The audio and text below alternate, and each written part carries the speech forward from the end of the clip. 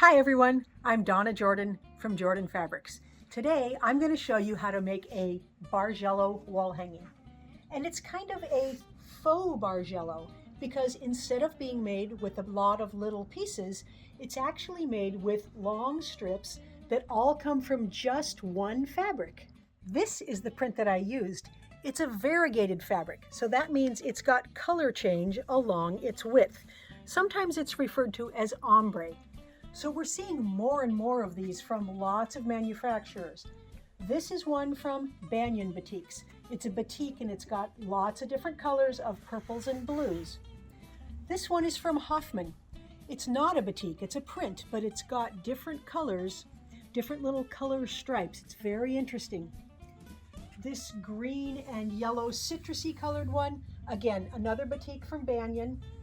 I've got some Robert Kaufman batiks here. They have a lot of different colors, and this is the one I'm going to try to make for you today. This is from Northcott, and it's kind of a seascape, but you can see all these great color changes here. So all we need is 1.5 yards of fabric to get started.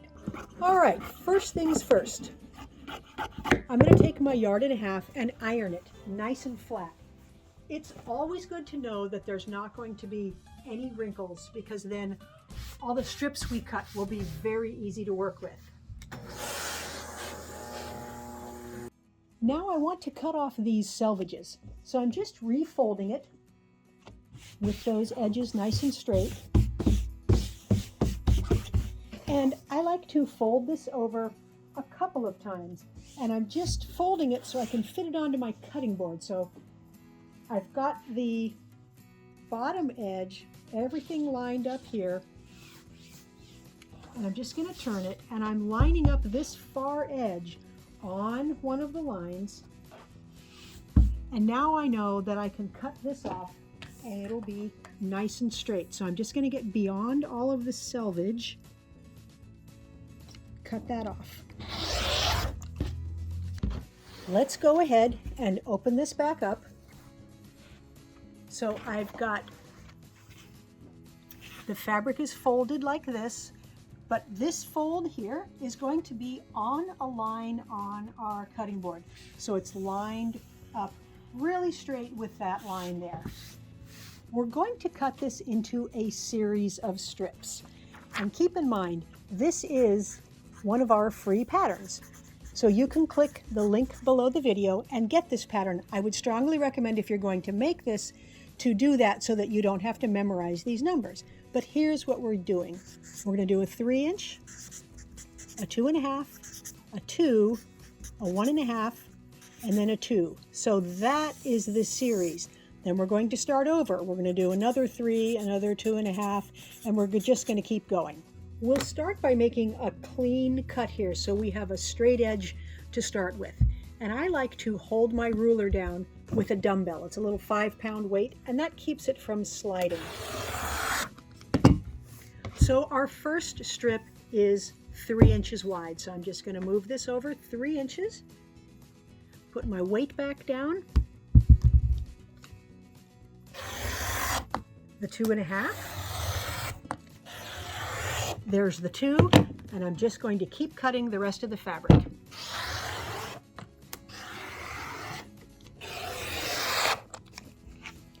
So what we have is 3 of these series of cuts, and then I just cut 1 extra strip here that's 3 inches wide to finish off our wall hanging. We're ready to see what these strips look like when we open them up and move them a little bit. So I'm just going to unfold this first one. I'm going to slide it up pretty far on the table so I can see most of it. I can't see all of it because a little is hanging off. Now the second strip, I'm going to unfold it, and I'm going to move it down 4 or 5 inches. So you can see already the pattern starting to move. The next one will go down just a little bit, and these are at random. There's no particular order, so maybe I want to go back up a little bit. I'm just trying to make an interesting pattern with the colors here.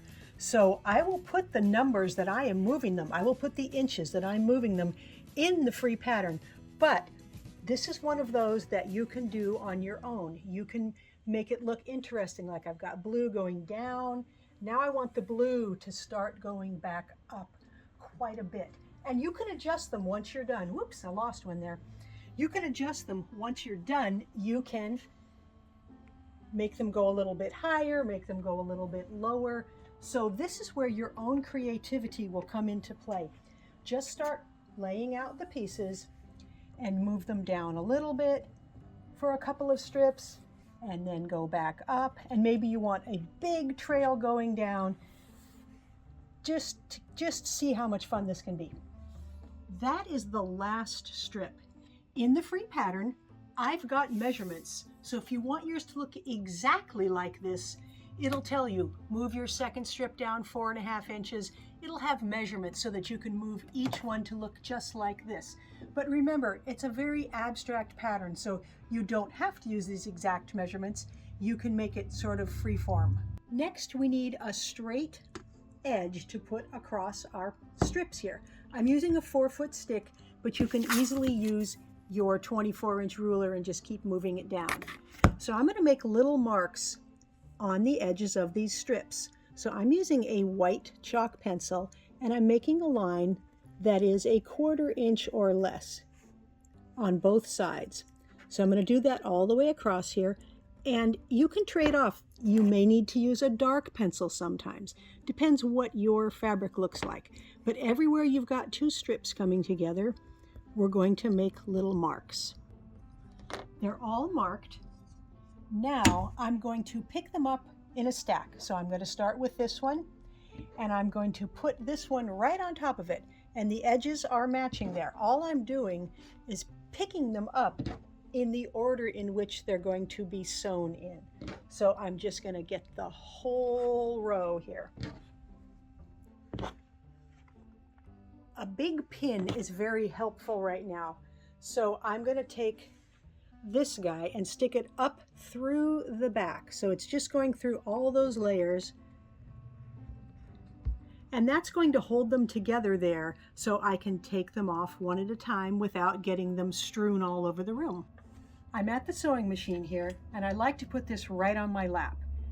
I'm going to take the first strip off, and then I'm going to take the second strip off, and I'm going to find those little marks that we put on to these strips. So where are they? They're right here. So I'm going to put these right sides together, and I'm going to put a pin right there. And I think I'm going to pin it up here near the top also, so I'm making sure nothing is stretched. So don't pin it all the way at the top. Pin it about 6 inches from the top. Now we're going to go all the way down to the bottom, and we're just going to make sure they're lined up and we're not stretching anything. And this strip is longer than that one at this end. So we're going to take this extra and cut it off.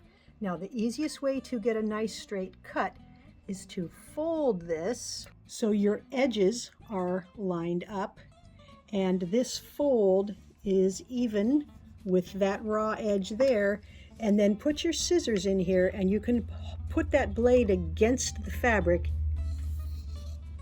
and just cut it off. So this piece was right here. All we're going to do with this is put this on the top of the strip. So I'm going to just pull this down. This piece is going to go right there. We're going to stitch it on. So we're going to put these right sides together here, and we're going to use a 1/4 inch seam and stitch these together.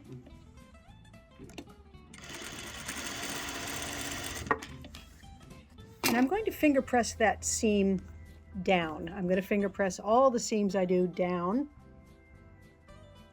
And then we're going to lay this on top of here, and it's going to end up 1/2 inch shorter than this first strip, because the first strip does not have any seam allowances in it. Now we're going to stitch this on. We'll trim that up at the very end. So all I'm going to do is stitch a 1/4 inch from the edge all the way down here. It's already pinned, so it's very easy.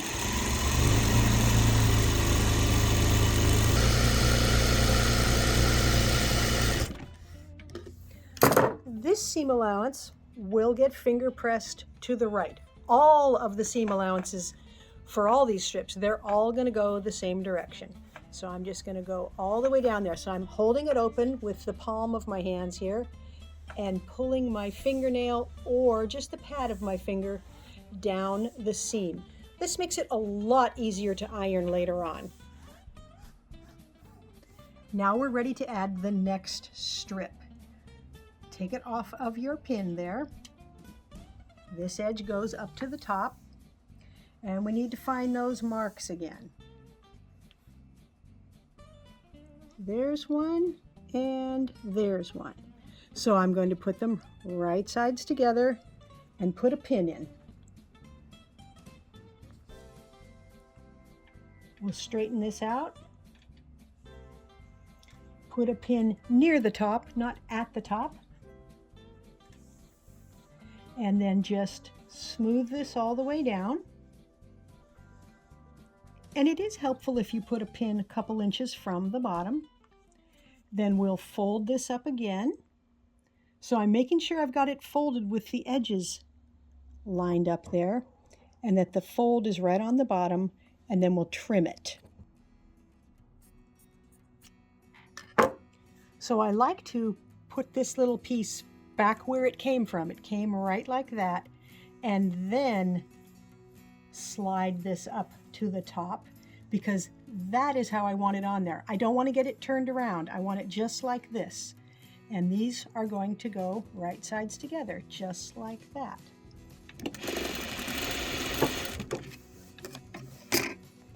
Now this strip will be the same length as the previous one. So these edges should match right up, and they do. So I'll just sew this strip on and keep repeating the process. So I'm about halfway done, and you can really start to see the Bargello effect of putting all these strips together with them moved. So I'm going to go ahead and sew the rest of the strips on. Everything is stitched up and it's ironed nice and flat.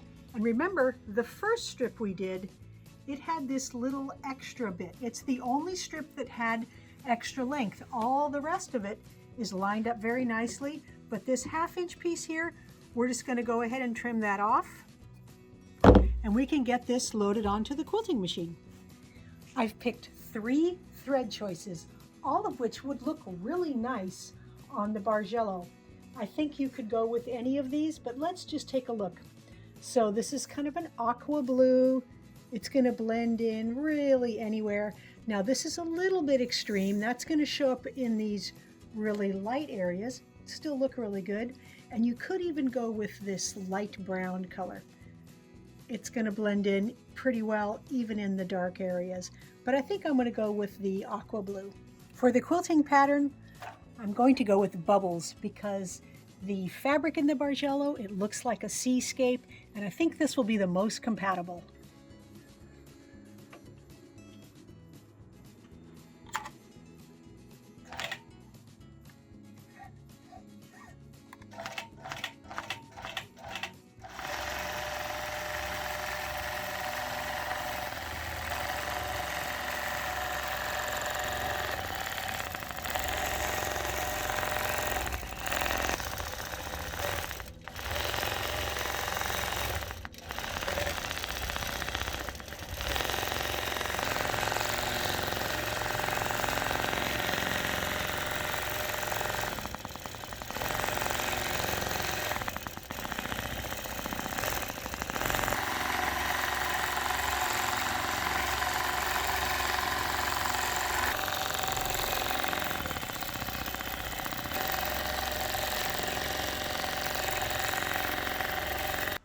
The Bargello wall hanging is all done. It's very easy to see all the movement here. It's strong in this area where we've got a big color change between the dark blue and the browns here, and a little more subtle up at the top because the change isn't quite as dramatic. The quilting looks really good because it's called bubbles and it's all circly and it looks like the ocean froth. You can see it on the back side here. I used a batik on the back. It's very compatible with the top. It turned out about 33 by 40 inches, and it was a quick, easy project to make. This is the first one I made. This is the one I showed you at the beginning of the video. Nice color change there with all the strips. And then I couldn't resist making a third one. This one is made from the batiks. And I don't know if you remember, but when we cut everything out, we had a little scrap left over. We had about 6 inches left over. So I took those 6 inches and I cut out some circles. And I'm going to applique them on here. They're just set there right now. But this really enhances the pattern, gives it a nice abstract look. Now on this fabric, I might cut out some shells, I might cut out some stars, something that would match with its theme. So any of the fabrics you pick, you can always enhance them with an applique. Thanks everybody for watching our video today. We hope you enjoyed it. And if you have any questions, you can leave them in the comments below and I'll be sure to answer. Now, we're going to do a giveaway.